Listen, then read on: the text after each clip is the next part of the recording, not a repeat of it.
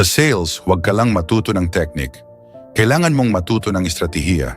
Maraming tao ang nabibigo sa sales hindi dahil mahina silang magsalita, kundi dahil hindi nila alam kung paano mag-isip ng galaw at magbasa ng sitwasyon.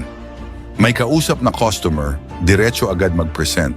Nagtanong ng presyo, sagot agad. Nag-aalinlangan ng customer, pilit agad kinukumbinse. Ito ang pagbebenta na walang diskarte. Ang magagaling na sales ay hindi kumikilos dahil sa reflex. Kumikilos sila ayon sa malinaw na estratehiya at muro ng pagbebenta.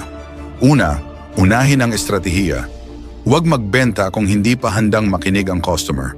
Kakabukas pa lang ng tawag, diretso ka nang nagsasalita tungkol sa produkto. Sa ganitong sitwasyon, ikaw mismo ang nagtutulak sa customer na maging defensive. Ang bihasang sales ay kabaligtaran ng ginagawa. Hinahayaan muna nilang magsalita ang customer bago sila magsimulang mag-lead ng usapan. Halimbawa, sa halip na sasabihin ko po muna ang mga benepisyo ng produkto, mas mabuting sabihin. Bago po ako magpaliwanag, gusto ko munang itanong kung alin ang pinaka-iniintindi ninyo ngayon, sir o ma'am. Ang mas maraming nagsasalita, siya rin ang mas maraming nailalabas na pangangailangan. Ikalawang estratehiya, huwag makipagtalo kung sino ang tama. Sinasabi ng customer na mahal ang presyo. Ikinukumpara ka sa iba. Sinasabing mas mura sa ibang lugar. Ang baguhang sales ay nakikipagtalo. Ang magaling na sales ay hinahayaan munang maging tama ang customer. Dahil ang nananalo sa argumento ay bihirang siya ring nagbabayad. Halimbawa, kapag sinabi ng customer, mas mura sa kabila, sabihin mo, tama po kayo. May iba't ibang presyo talaga sa market. Ang mahalaga po ay kung ano ang batayan ng comparison ninyo, sir o ma'am. Kapag kinilala ang pananaw ng customer, bumababa ang tensyon at mas handa siyang makinig. Ikatlong estratehiya, huwag agad mag-close, ihanda muna ang isip ng customer na bumili. Karaniwang dalawang resulta lang ang alam ng sales, nakabenta o hindi. Ang mataas na antas ng sales ay lumilikha ng ikatlong estado. Hindi pa bumibili ang customer, pero nakapiling na siya sa'yo. Kapag may tiwala na, oras na lang ang hinihintay ng bentahan. Halimbawa, sa halip na tanungin, magpuproceed na po ba kayo ngayon? Mas mabuting itanong, base sa pangangailangan ninyo ngayon, sa tingin ninyo po ba ay akma ang solusyong ito para sa inyo, sir o ma'am? Kapag tumango ang customer, malaki na ang tsansa ng bentahan. Ikaapat na estratehiya. Huwag pilitin sa salita, gabayan sa tanong. Ang pilit na pangungumbinsi ay naglalagay ng pressure. Ang tamang tanong ay nagbibigay ng kontrol. Isang tamang tanong ay mas malakas kaysa maraming papuri. Halimbawa, sa halip na sabihin, sobrang sulit po ng produktong ito. Mas mabuting itanong, kung ang solusyong ito ay makakatipid sa inyo ng oras o gastos sa katagalan, sa tingin ninyo po ba ay malaking issue pa rin ang presyo, sir o ma'am? Kapag ang customer mismo ang nagsabi ng dahilan para bumili, hindi mo na kailangang magbenta pa. Ikalimang estratehiya, iparamdam na ang desisyon ay nasa customer. Ang mahina sa sales ay nagpaparamdam na binebentahan ang customer.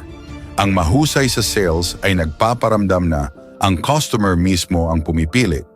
Pareho ang posibleng resulta, pero ang pakiramdam ang nagdedesisyon kung bibili o hindi. Halimbawa, huwag sabihin, ito po ang ire-recommenda ko sa inyo. Mas mabuting sabihin, kung ako po ang nasa sitwasyon ninyo, ito ang una kong ikukonsidera.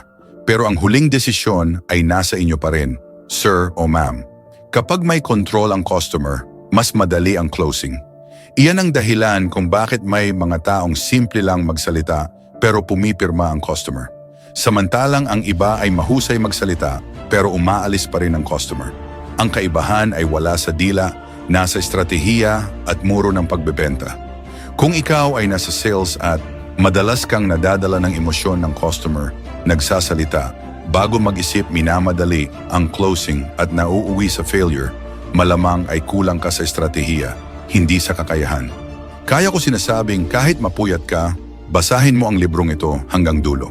Ang librong ito ay naglalaman ng higit 100 real-life sales situations. May mga sample dialogue sa tamang tanong para manatili kang may control, makapag-handle ng objections, at hayaan ang kliyente na maramdaman na worth it ang produkto. Sa kahit anong pahina ka magbukas, may makukuha kang solusyon. Paano mag-trigger ng need sa tamang timing? Paano i-handle ang difficult customers at mga kliyenteng tahimik? Paano i-frame ang presyo para hindi maging hadlang? Paano gumamit ng questions para i-guide ang kliyente sa desisyon? Paano makabuo ng trust at good impression mula sa unang minuto? Hindi ito librong puro teorya. Ito ay action map na magle-level up ng skills mo sa communication, persuasion at closing. Ang pagitan ng mahusay at mahina na salesperson ay hindi talino, kundi dami ng techniques na alam nilang gamitin. Lahat ng bagay na nalilito ka pa sa sales, lahat ng sikreto na hindi basta sinasabi ng top sales, ay nasa librong ito. Kapag binasa mo ito at sineryoso ang pag-apply, anumang industriya ang pasukin mo, kaya mong i-dominate ang market.